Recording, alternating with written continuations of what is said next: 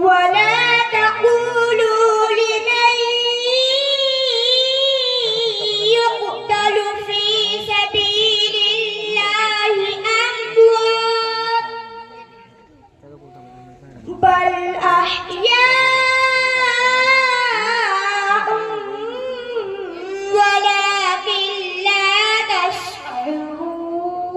تشعرون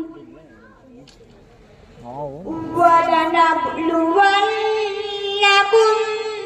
بشيء من الخوف والجوع ونقص من الأموال والأنفس والثمرات وبشر الصابرين ما شاء الله الذين إذا أصابتهم مصيبة